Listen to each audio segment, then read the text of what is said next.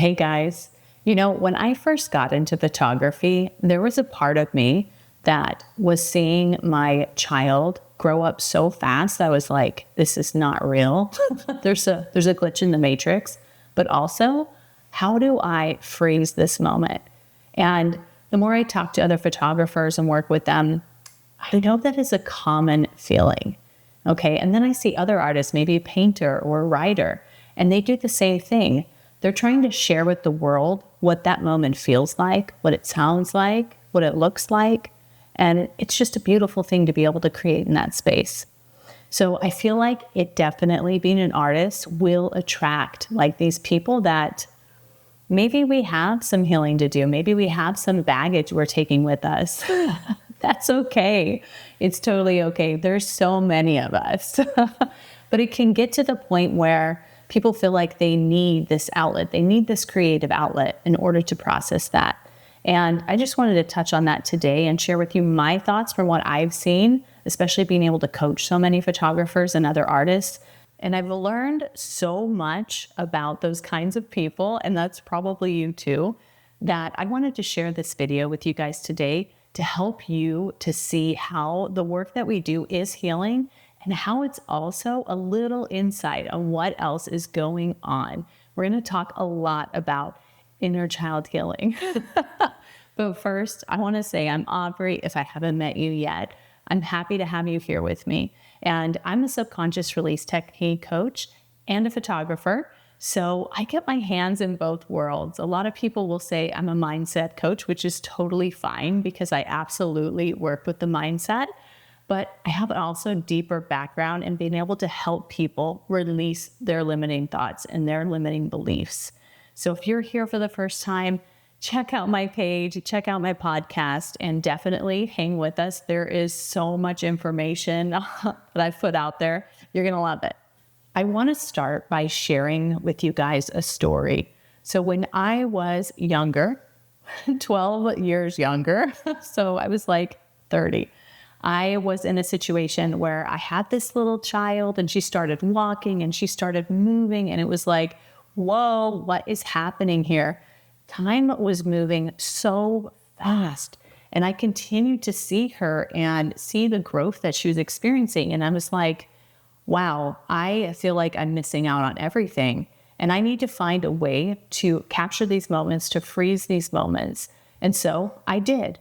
I asked my husband and we got together and we found a way to pay for that first camera kit. It was very expensive for people who had a lot of issues with fertility and had to do IVF to conceive her. We had a lot of medical bills. It was rough, but man, I just felt such a pull towards being able to capture those moments. And I remember looking at a picture I had taken with my cell phone, which those cameras were not good 12 years ago. And I was like, oh my gosh, I really have an eye for it, And I just led with that. I just led with this hope that this would become something that I would treasure. I did not think I was going to become a photographer. I did not think I was going to fall in love with it. And I never, ever thought I was an artist until I got that camera. And then I started to see how I was an artist and how I was creating things. So there's this beautiful story, I think, that unfolds in all of us when we come to that point where we're like, what is this? How can I create this? And some of you started that from when you were young. It's easier to look back and see it, isn't it? But I think the biggest draw, and I don't know that everyone realizes this, but one of the biggest draws towards creativity and towards art is because it is healing. There is a lot about it that feels so good. I know for me, there was a part of me that didn't want to share myself with the world. So I was experiencing that in a lot of different levels. And just a tiny backstory, I am middle of 7 children. And so, you can imagine how much attention I got. I have amazing parents, but that's a lot, right? I have 1 child, and I can tell you that having 7 is just a stark difference. So I always felt like I knew I was around, but I didn't want to be seen. I didn't want any extra attention. I didn't want the spotlight. I had no way that I wanted that spotlight on me. And I remember carrying that feeling with me even through photography. And I would take a picture and I'd think, should I share this? Should I just, keep it for myself? But slowly and surely, I started to share it. And I started opening myself up to like, maybe I'm good at this. People really like it. Maybe there's something there, right? Maybe I should start a business, right? That whole conversation happened very organically for me. And when I look back, I can see how creating art and diving into it absolutely started me on a healing path that I needed. Okay, I absolutely needed that. But it got to a point where all the creation I was doing wasn't quite enough. And so at some point I had to also tackle that mindset part of me.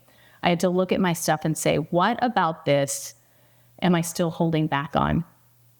What parts of my past am I still like, I got the death grip on it, right? Like, I don't want to let go of this part of me.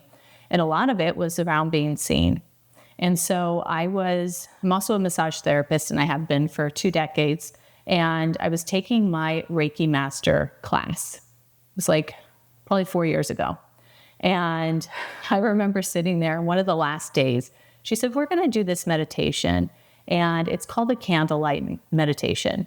I hadn't heard of it. Some people had done it, but it was new to me. And what you had to do was we sat on the floor and we put a chair in front of us that can hold a tiny candle. And she went around and she lit the candle, and she had already explained to us, you are going to stare at this candle, the flame, specifically the flame. And you're going to stare at it as long as you need to until you see or feel a message that's for you. I'm like, I can do that. And of course, I'm a little cross-eyed too, so that was fun. But I'm like, I stared at it for several minutes, and I really thought that I was going to get a message like from one of my passed on family members, because I do get that sometimes, but it's not that often. But it's more like I hear something or I feel something. It's not always like stark, like this is the message. So I'm staring at this flame and I saw little Aubrey, and she was like 5, maybe. I see this little girl and I'm like, oh snap, that's me. That's me as a little child. And I'm like, wow, I did not think that was going to happen, but I totally leaned into it. And the overwhelming feeling that I got, like right away, I didn't hear words. I didn't see too much. It was kind of foggy, but I knew who she was, and I knew I was looking right at her. And I got this feeling like, I just need to hug her. And so I did. Like, I gave her a hug, and then I said, I get choked up. Then I said, someday, shoot, I'm gonna have to re-record this. I said, someday you are going to be loved by so many people. You just don't know it yet. And I felt like it felt so good to say that. At the same time, it was also very sad, right, that I had to say that to her. I had to say that to a little 5-year-old. Anybody who has kids knows having to say something like that to them, or you could even imagine if you don't have kids yet, it's just not something. It's like the world is not perfect, right? Sometimes it's ugly. And it's almost like acknowledging that maybe they're not the happiest. Maybe they're not receiving everything they need. And maybe they actually know that, right? So I just loved that experience. I loved, after the fact, being able to say that. It felt accepting. And I know that for me, it did unlock something in me that made me recognize that it's okay to heal the past. It's okay to acknowledge that maybe everything wasn't perfect, and that's not to blame anybody. I have 0 people to blame. I 100% do not do the blame game. So I'm not here to blame anything on anyone else. I'm here to accept that from that perspective of that young child, that she was not getting everything she needed, right? So when I can look at that and I can know then that there's hope to heal some of that in us. I do a lot of work now with people where we can actually plug into those memories and get rid of a lot of those feelings. We're going to release those feelings around the way that that felt.